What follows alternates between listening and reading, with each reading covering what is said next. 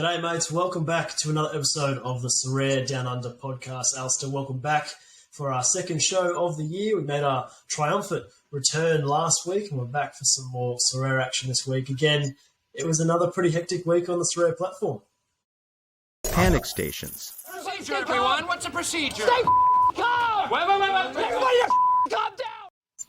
Yeah, massive. I think I was listening to the Sorare Data podcast this morning, and they I don't think they even got to begin talking about the topic they wanted to. So, because big news in Sorare world. It seems like they've got a bit of ADD at the moment. They keep changing everything every 10 minutes. So some people are happy, some people are wildly upset. So walk us through us a little bit. What's been going on? Because I noticed this morning on Discord, I saw there's a new way to play, and I thought, hang on, is this the Prem? Are they announcing the Prem, or is A-League coming on? But apparently there's some new capped modes, like you can have 240 points, 270 or something like that. Yeah, so the big news of the morning is that there's no Prem, which I think people realised, those people with a bit of sense were kind of like, they're not going to announce this with a blog post. If it was the Prem, it would be a big deal. But yeah, they've basically introduced a whole bunch of things. The main thing being that they've scrapped common cards, and they've began a whole new kind of onboarding process for new users where you draft your common cards, and then they've introduced what is frankly a pretty convoluted kind of progression pathway. Obviously everyone wants progression, but I think if I'll just quickly share my screen so I can, So basically you start with kind of the amateur league, then you go to semi-pro, which is 1 limited, then you go to pro 270, and then from there, there's capped modes. So you know how you haven't even got your head around the actual cap mode yet. There's now 3 different cap modes, as well as All-Star and the regions. Right. So there's cap 220, which is, a cap of 220, cap 240 and cap 270, all of which have their own separate rules. So that's in limited, and then you can enter kickoff, and then underneath kickoff we've got 3 more rare capped modes as well. And then you go into super rare, and then you've got super rare capped modes, and then unique rare capped modes. So I think what they're trying to do is they say, right, work your way up to the point where you've got 1 rare, and then you can play in kickoff and try and win more rares, and then keep winning rares until you've got a full team. So you can enter 220, and then you just keep going from there. So I guess for a new user, it basically goes from where it was previously, you come on the platform, you muck around with casual for a bit, and then you pretty much just got to dive into limited or rare. Now they've given you like an 18-step process between limited and unique. But isn't the big issue trying to make it as simple as possible for new users? Because obviously we're coming off the World Cup where it was predominantly free to play for the new users. And then I think the biggest thing when I'm trying to introduce Sorare to my friends is obviously the scoring system, and just how the whole ecosystem within Sorare works can be pretty confusing. I know they're trying to step it out, but does that just make it more and more complicated? Yes. I'm confused. I think the entire Sorare community is confused when they first look at this, and we know the game. So, I guess maybe if you're a brand new user, it's a little bit less confusing because there's a pretty clear roadmap and something to aim for. I think scrapping common cards and allowing people to draft common cards is probably a really good move because people can actually pick players they know. And maybe that will, just up the enjoyment factor early on, and therefore increase the chances of them, making those investments to go up the levels. But yes, it's crazy confusing. So I don't know. I think they'll probably get people. It might get people in the door easier, but then from there, oh God. Yeah, because I think the biggest issue has been that obviously, like when I first came onto the platform, I was fortunate enough to have you sort of help me along the way. But they did need to do something for the new users because it was too much to really expect somebody just go out and buy 5 rares, let alone 5 competitive rares.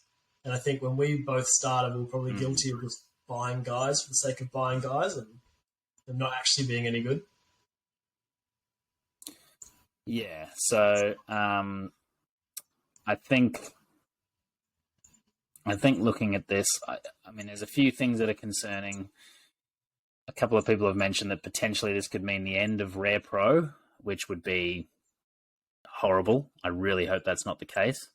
We were just talking last week about you making the move into Rare Pro and buying a couple of super rares. If they do away with Rare Pro and they go through this new roadmap, which is a kickoff, then you're basically stuck in Rare forever. You're not going to make that step up to super rare. It's too expensive, and you can't be expected to wait until you win 5 super rares to then progress to the next level. Like, that's just not going to happen. So super rare might just completely die. But yeah, so that's probably the biggest issue. And then I guess with all these different tournaments that they've basically added a new, like, another 9, 12, 15 new tournaments, So how's that going to affect rewards? Like, is it going to mean that rewards are terrible across the board now, or are they going to add more rewards? Like, it's all a bit, I think people are rightly a little bit concerned. Because I saw that now MLS is going to have its own competition. Possibly. So they've also introduced, and I mean, you would have seen this already on your lobby. They've got like the Bundesliga draft, the La Liga draft. So I don't know if you played any of that at all yet, or have you had a look at that? No, I saw it sitting there as the beta, but that's it. So basically, you're just similar to the World Cup. You select a squad, you've got a set number of diamonds, and then you can obviously play this. It's a free-to-play game that is Bundesliga specific. So I think the idea is that anyone who comes onto the platform, if they love the Bundesliga and they have no idea about any other league, then they can play that and have a good time. And I think they said that they'll have an MLS version of this, when the MLS season starts. Right. And I saw during the week, Nicholas was on Twitter responding to Sorare Japan about the new licensing for the J League. He said that it will definitely be covered, but they're still working out the licensing for that league. Is there anything further that's come from that, or potentially, like, what does that mean for the J League if we have no 2023 season cards coming out? Yeah, so this is what I mean. This is like, in terms of this new segment, Panic Stations, this is real panic stations for people.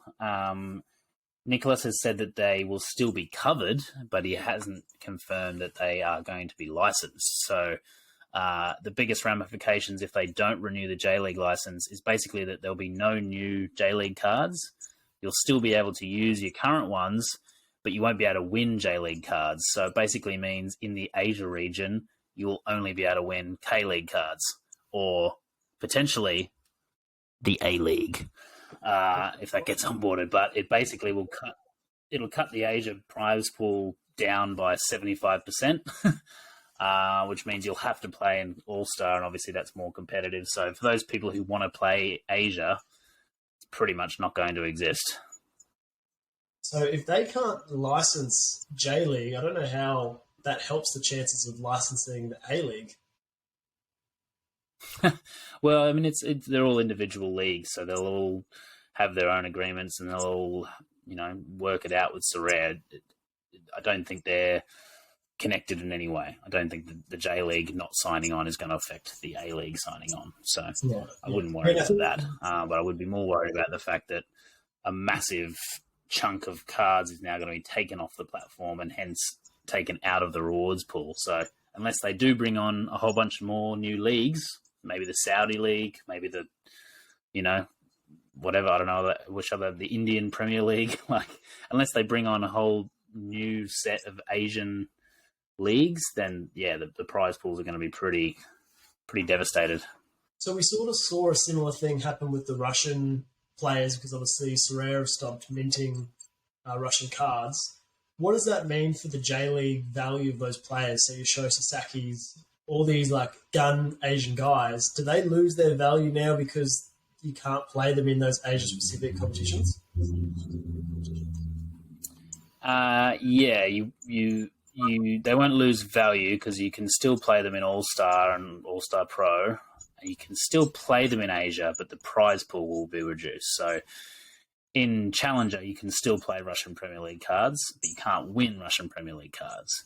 But the big difference there is that Challenger Europe has 15 leagues, or not that many. They have 10 leagues, whereas Asia only has 2. So you're taking out half or more than half as opposed to taking out 1/10. Yeah, but that's what I'm saying, though. So that's what I'm saying is no one wants to win a Korean card when they're entering an Asian lineup each week. You want to win a J League card. So are people even going to want to enter into that division if you're only going to be winning Koreans who knows what they're doing these days? exactly. So hence the panic stations. Oh my God! Okay, it's happening. Everybody. Yeah. People are a bit worried about that. And then the other big kind of kick to the crutch of the Asian League players is they've changed the deadline back again. So this might have been before your time, but it used to be that the deadline was at a certain time, and pretty much every week, one or 3 or 4 teams would have 2 games in the game week. And as you know, that it doesn't work like NBA, where you get the best of each of both scores. If they score 30 in the first game and 100 in the second game, that 100 means nothing, and you just get the 30. So they changed that because of that exact reason. A few people whinged and complained about the fact that they couldn't get access to the press conferences before the European leagues went live, and they've just changed it back again. So now, especially for the K League, I believe, of the season of 33 or so games, 10 or 11 games per team will now be useless because the deadline has moved, and you'll have 2 games for each team, one of which is a useless game. So, yeah, people are kicking off pretty hard about that, and rightly so. I think they'll change it because there's been a pretty violent reaction to it. And if they don't, then it probably doesn't bode well for the just generally, the Asian leagues and Sorare. Do you think it's concerning for the users, given the fact that obviously, as we've seen over the past couple of days, Sorare can just come in and change any rules or any gameplay at sort of pretty short notice? Should that be worrying a little bit for those managers? Because, it's hard to plan ahead and look long-term when you don't know what the platform's going to look like or what leagues are going to be covered for, the weeks, months and years to come. Yeah, absolutely. I mean, like we just said, if they get rid of Rare Pro and you've just spent, you haven't done anything yet, but if you spend the next couple of weeks planning how to get some super rares, and then they say, oh, sorry, Rare Pro doesn't exist anymore, you need another 3 super rares in order to move up a level, you're screwed. So I think a lot of people are kind of, it's just dramatic changes like this where they change the goalposts are not good. It does get people concerned. I think PSU fans this morning said that if they take Rare Pro away, he will strongly consider selling his whole gallery. And he was like, I never consider selling my gallery, but that would make me consider selling my gallery. So, yeah, it's certainly worrying. I think ultimately it's probably a good thing. These new capped modes will mean that you have to buy more cards, essentially, and all of those cards that you win, those tier 2s, tier 3s, etc., they have more use now. You can put them in that capped mode 220 and potentially win cards with shit cards. So I think there's definitely some pros to it, and I think what they're doing for new users is really good. And obviously, the more users we have, the better people like you and I and people who have been on this platform for 2 years, the better off we'll be. So it's not all doom and gloom, but yeah, it's certainly a bit worrying, that such drastic changes can just be announced and made without kind of consulting anyone. And now they always say congratulations. Congratulations. All right. Simon, did you win any rewards? Well, I'll tell you. Absolutely fucking nothing. Absolutely no rewards, as usual. Once again, we actually got an AZ clean sheet win for once. Pretty much I've had this AZ stack and it's been going great, except for the fact that they let in a late goal just about every week. And so anyway, Hobie Verhulst, or however you say it, he's looks like he's on his way out from AZ. So I've picked up a Matty Ryan, a fellow Aussie, thought, how good's this? Into the AZ stack. I'm assuming Matty should still be the starter. I can't imagine they brought him over there to play second fiddle. He's still a World Cup playing goalkeeper. But, of course, only just made the move. So Hobie got the start on the weekend. And, of course, the man who could never keep a clean sheet not only keeps a clean sheet, but saves a penalty too. While my Augustin Marchesson certainly did not do that.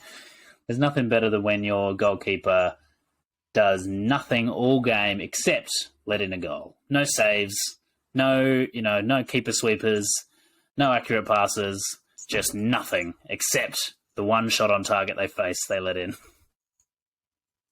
This is why we hate goalkeepers. Generally, goalkeepers keep me up at night. What are the chances the 1 week that I don't play Hobie, he gets the clean sheet and a pen save? Frustrating. What about you, mate? Did you have any luck on the rewards front? I did, actually. My first rewards of the year. So let's have a look at what I've got here. So my first win of the year, I picked up a Tier 1. I was right at the end of the Tier 1 pool in Challenger Europe Pro. It was actually the team that I kind of threw together. I didn't think that it was going to do anything. It was kind of my worst team of the week, but they smashed it. Unastor kept a clean sheet against Ajax and scored like 90 points.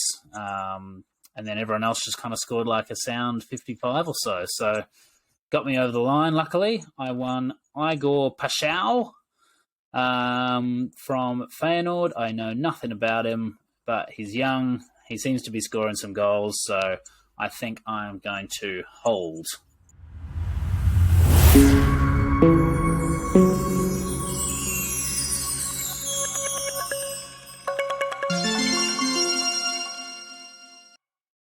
And I also won a Jose Palomino, and I couldn't care less. Another useless Tier 3 limited. Do you guys not want to make money? Who doesn't want to make money? Okay, alrighty. So buy low, sell high for this week. Basically, a new segment where we look at players that obviously we think are undervalued. Nothing new about that. But then we also want to look at those players where I think there's a sell high opportunity. So you and I have both been burnt in the past where a player goes on a strong run of form where you think, you beaut, this guy's going to keep this up forever.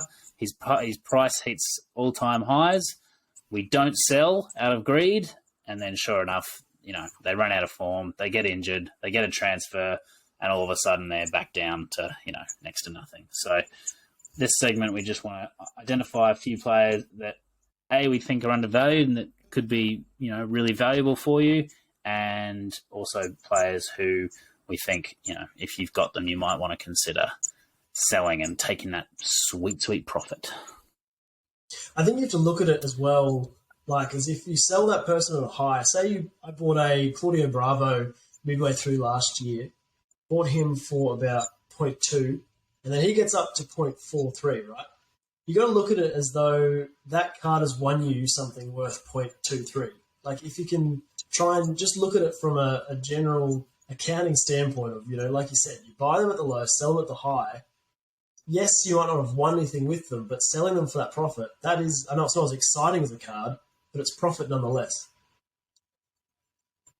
Yeah, and I think there's a couple of ways. I think you and I are probably a little bit guilty of always trying to think about selling and moving pieces around in the gallery rather than just building a gallery and sticking with players through the good and the bad. I think there's definitely something to be said for just having depth, and when a player's out of form, you just move in someone else from your depth rather than trying to time the market, which, as we know, is a bit of a nightmare. So I think, and like you said, like there's plenty of players that I've bought for, let's say, 0.5 ETH, and I've sold them for 0.4, and I've made a loss, but they've won me 1.5 ETH worth of rewards, since I've had them. So yeah, you definitely don't need to look at everything in terms of, am I making a profit on buying and selling? But I guess this is just more looking at players where we think they can't keep up that form, and that you could potentially even sell them at their peak and then buy back in, when things kind of return back to normal, which, I think you did very successfully with Tijani Reinders. You sold him when everyone was, falling over themselves to pick him up. And then he just kind of fell back to normality and just didn't, wasn't hitting those 90s every week. And you picked him up for the same price you bought him for the first time. So, yeah, I think there's opportunities there. And obviously it's not financial advice. And, I wouldn't recommend that anyone dives into the, dark art of buying and selling and flipping and trying to time the market, because it most of the time doesn't end well. Yeah. And we're obviously about to come into the new American season, so hopefully a lot of our cards are going to be rising up in value and sort of hitting their peak around this sort of time, probably 1-2 games into the season when you see some of those guys really hit their highest ceiling. Who are some guys you think that potentially could be overvalued at the moment at the start of the season, or even some European guys there as well? Yeah, sure. Look, so the first one on the overvalued, the sell high list is Kavicha Karashvili. Let me get my screen going. There he is. All right, so obviously he's a brilliant player. He's 21 years old. He's scoring goals for fun. He's one of the best players on the platform. However, 1.9 for the rare, I would say is probably, you could probably get the same amount of value for that amount of money. So the reason I say that is if you look at his SO5 scores, pretty tasty. Lots of greens there, which is great. But what he lacks is any kind of all-around game whatsoever. So, he scored 2 assists and a goal there to get 90, an assist and a goal, and he only got 70. So you're really decisive reliant on this guy. And if he doesn't, you can see what happens when he doesn't score, which isn't very often, to be fair. He's getting you 30, he's getting you 35, and obviously that, as we know, that'll kill your game week. So whilst he's good, as we know with all forwards, they go on lean runs, and if this guy starts going on a lean run, all of a sudden I reckon that price will pretty much head back down to where he probably should be, which is around 0.8, 0.9, maybe an ETH if you're lucky. So Kavicha Karvachakrilia, sell high. The next one we've got is Alan Velasco. Oh, sorry, go on. I was just going to say, I think if you compare it to, it's not a great example because he's old and chubby, but like a Carlos Vela in the MLS, when he scores, he's scoring those 90s, but even when he's not getting that decisive, he's still getting, 55, which, it doesn't completely ruin your game. We can just find that interesting that you could pay almost 2 ETH for a card and they can still get 36. Exactly. So Carlos Vela is someone where I wouldn't be trying. Well, he could potentially be a sell high, in the next couple of weeks. But yeah, that's the kind of forward you really want to be looking for. Someone where they're not going to ruin your game week if they don't score a goal. So yeah. But tell us more about. Bye, Karella. You're gone. What next one is Alan Velasco from Dallas. So he's going for 0.67 at the moment. Obviously, a bit of a young gun. He's only 20 years old. Kind of took the MLS by storm when he first came. I think his scores are pretty good. He's got good AA. The only reason he's on the sell high list is I just don't think he's going to be with Dallas for very long. He kind of fits the bill perfectly for a player that's going to get a move to Europe or some, lower table La Liga squad, a la, Ricardo Pepi from last year. Dallas are a team that are renowned for selling on young talent. It's kind of their thing. So we've just seen this before. So if you've got an Alan Velasco, I know you're probably excited about the year ahead, but I really wouldn't be surprised to see him out the door within a couple of weeks. Yeah, and as we know, a transfer to any of the European clubs from an MLS player, they're pretty much dead. And on the flip side of that, buy lows. So these are some players that we think are supremely undervalued that you should look at picking up if you're looking to try and get a bit of value. We're not necessarily saying that these guys are going to jump up in price, that you're going to be able to sell them for an ETH in a week or two, but they are really good value for what they provide. So first one here on our list is Lee Key J. So this young fella, or middle-aged fella, plays in the K-League. Obviously, some people might not be super keen to get involved in K-League players at the moment, so there might be even more of a buy low opportunity. But Lee basically is the captain of the team. He's just re-signed for another couple of years with them. He takes all corners. He takes all sets. And he's a pretty strong kind of left back for them. And as you can see from his scores, it's nothing mind-blowing, but for 0.1, $150, he's got some very nice dark greens. He's got some good all around. And look at all these little boot symbols. So he's getting assists everywhere. So definitely one to pick up. He's safe. He's locked in. He's the captain. He's taking sets. I can't really see any downside. He'd probably even be a really good super rare option if there was one on sale right now. So definitely one to keep an eye on. Second buy low is another Korean, our boy Sinjin Ho. So yes. Sinjin's been the kind of talk of Discord over the last couple of weeks because he basically, after being an MVP last year, he basically told his club they need to start paying him more or he's going to walk, and he walked. So bit of a bombshell over in the K-League. So basically he has since signed for Incheon, who definitely aren't as good a team as Pohang, which is probably why his price has dropped a little bit. But they have also been quite good at recruiting other players. They've got Gerso Fernandez, who's come over from Jeju. They've got Lee Myung-jo, I think his name is, who is kind of back from injury, and he's super solid. And they were really like one of the most improved teams last year compared to the previous year. So now that Sinjin's in there, I can only assume he's going to be their go-to for everything. Everything's going to go through him. He's going to be like the Carlos Heel of Korea. And you can pick him up for 0.475 right now.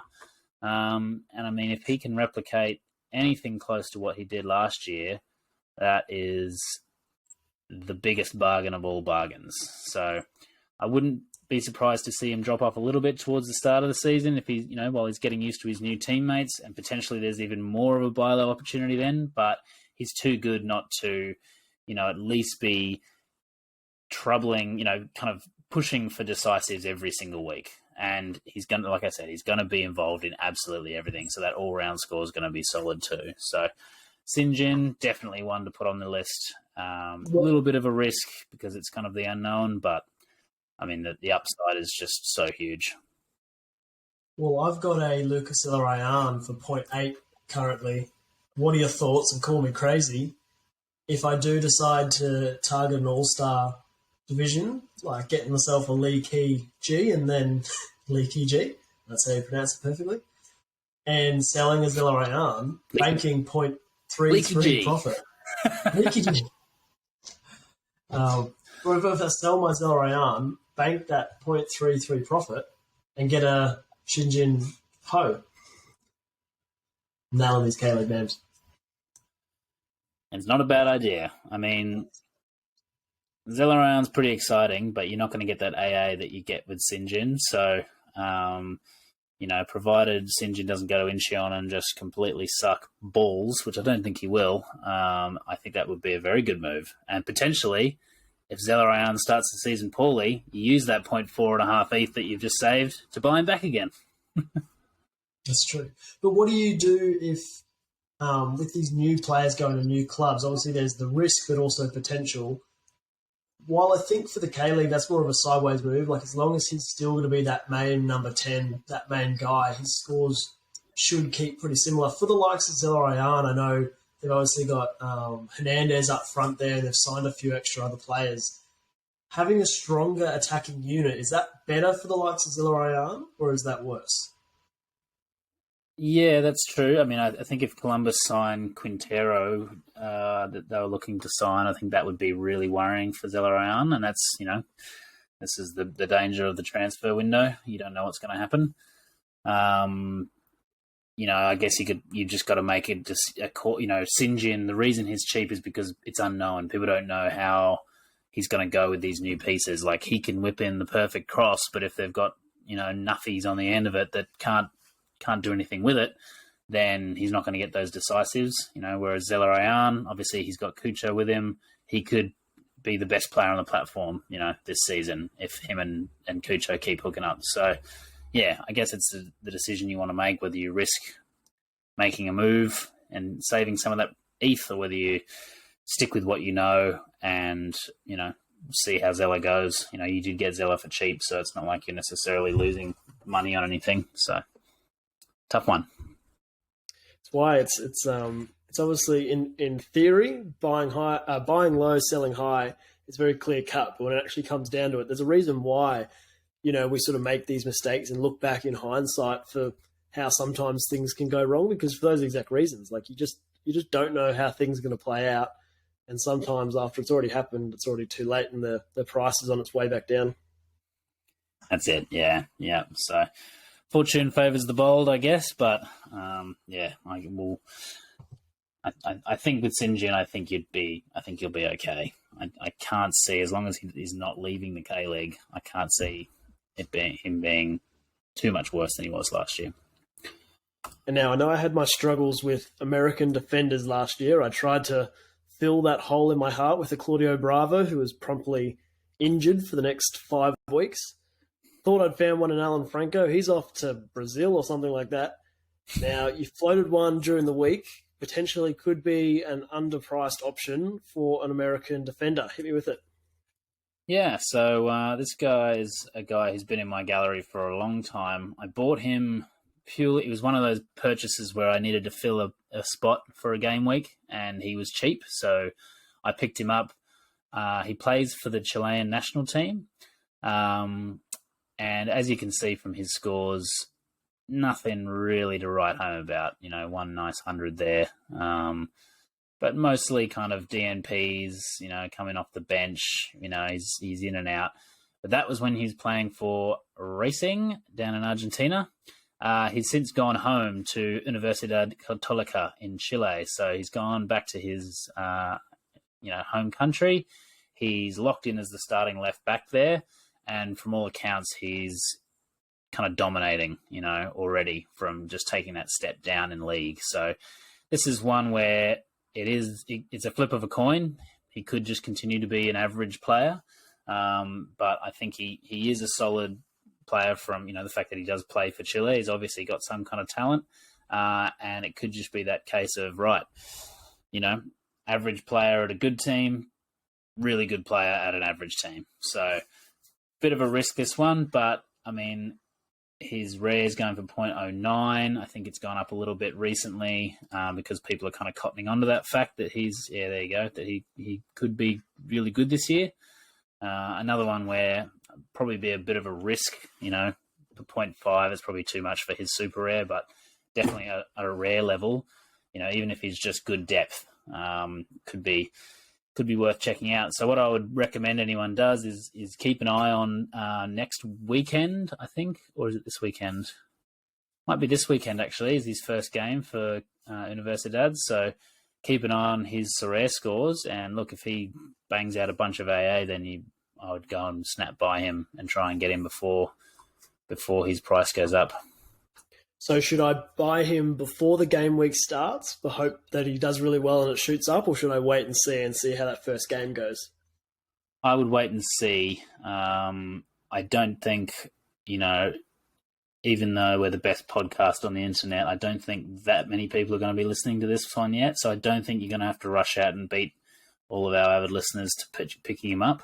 But what I would be doing is, like I said, just watch that watch that game if you can find an illegal stream somewhere. Watch it. If otherwise, just keep an eye on his Sorare scores, and if he looks like he's doing well, that's when I would pick it up because like I said, it is a bit of a coin flip. He could just continue to be average, so in which case he'll go back down again. So yeah, a bit more of a risky one, but could potentially be a real winner this year. Well, the game's at 2:30 a.m, so I'm sure that'll be a super fun wake up. So looking forward to it. Yeah, cool. Hey! If you want the profit, if you want them sweet dollar bills, you gotta put the hours in.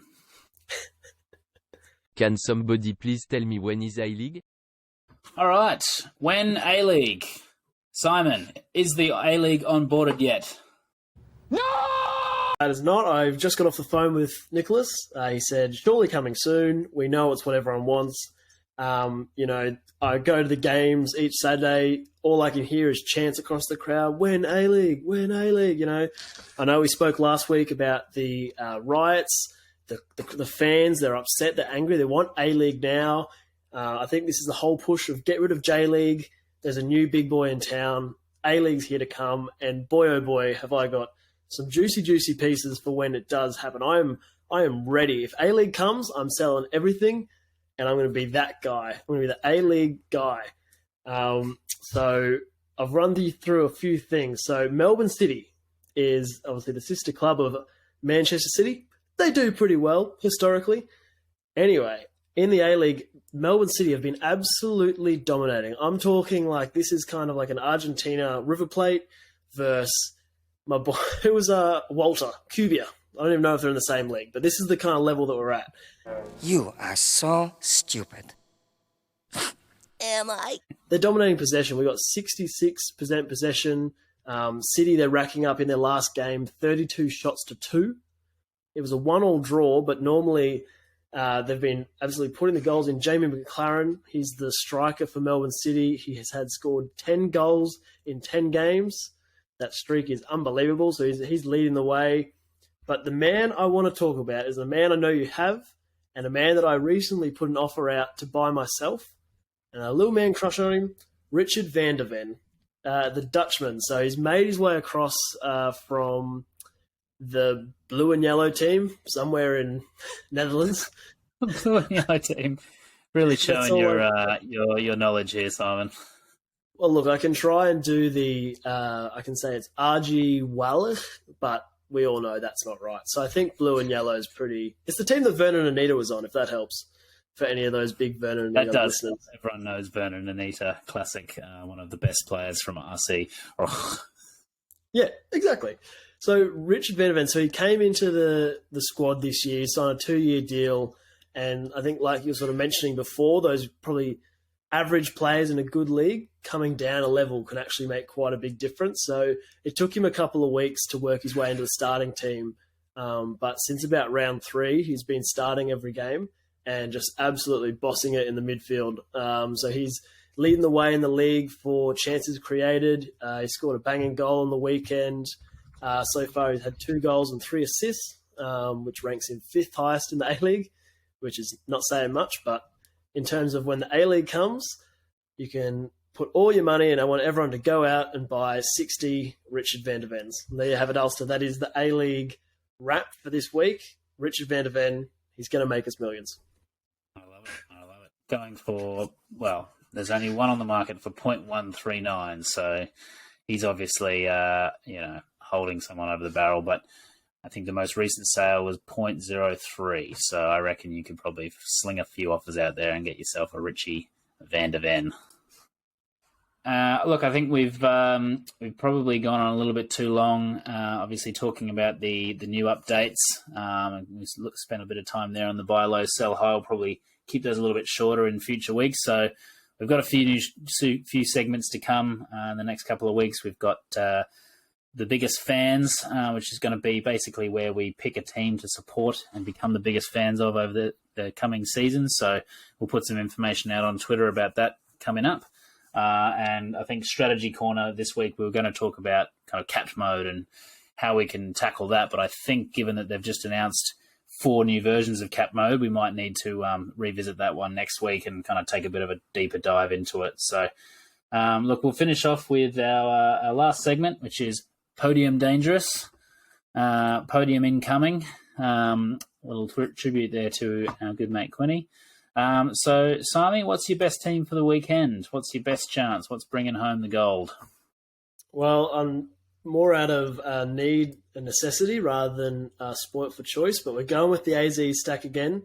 They've got actually a pretty good matchup this weekend against the 13th place side, so a good chance for the boys to go big. I think the only thing I have to bring into consideration is I've got to risk it and play my Matty Ryan. I've sold my Hobie, so hopefully Matty Ryan's there and ready to start for that side. Obviously, my backup keeper from one of the other Euro leagues has had a back spasm and can't walk or something like that, so we have no depth in that position at all. And then my other consideration is whether I go the full stack with Geordie Classy or bring in Kadri, who's been crushing it in the Belgium league. So Kadri's fully back now. He's been playing? Yeah, played the past 3 games. Oh, okay. There you go. Yep, 63, 31, 65. Not bad, not bad. Yeah, he's a bit of a, I don't know if he got many decisives back before he got injured, but yeah, certainly could be an option. I mean, you've got a pretty wicked front 3 up there with Pav and Odegaard and potentially DeWitt as well. So, like you said, against the last, which team, who are they playing this week? 13th place team. Again, I'm not going to even try. Everyone's favourite club, 13th place team. Love those guys. Which part of Netherlands are they from? The 3rd highest place of that country. You are so stupid. Am I? The 3rd highest longitude is the home of the great 13th place team. Look, I don't know why I'm copping so much flack for this. I can either try and butcher the name or give the people what they not want and what they need, which is take them straight to the source. Bang. Get up that table. They know exactly who I'm talking about. Trust me, it's what the people want. They want these nice, vague descriptions. That's right. Do away with team names. No one needs it. Just give us their longitude, latitude, and their position on the table. And maybe the colour of their stripes. Yes, yeah. Give us the colour of the stripes. What about you, mate? What are your chances for podiums this weekend? I mean, of course, I've got podiums coming in across the board, but I'd have to say this is probably my strongest, which is my All-Star Pro lineup. So I've got my boy Lars in goal. I think he's just the best thing that's ever happened to me. Like I said, scored a 90 last week against Ajax. Man's a brick wall. Daniel Munoz, making hay while the sun shines. I fully expect him to probably get a transfer. Hopefully not, but in the meantime, he is crushing it for the best team in Belgium, blue team. Maxim, my boy, I saw that he was the feature star for the, for the Sorare data, most undervalued cards episode this week. Obviously, they never got around to talking about him, but he is the most undervalued card on the platform. He's amazing. Nicholas Storm, I mean, he scored his first goal in about 7 months a couple of weeks ago, and, I've got the fever. I think it's time for Nicola. I think he's back. I'm ready to be hurt again with Nicola. I think he did have an assist last week that got overturned due to VAR. But the point is, Nicola's back. So that's going to bring home the bacon for me this week. Nice. All right. Well, that basically wraps up the second show of the year. Like you said, we probably ran long on a couple of segments, but obviously as we work our way through the season, we can pick out some new teams and we'll keep introducing the segments to you guys as we go. I know you're coming down to Melbourne, actually, Alistair, on a personal note, in the coming days. So we'll actually see you in the flesh for the first time in a little bit, which would be nice. Maybe we can film some segments together. Oh, wouldn't that be nice? Look at that. Down under.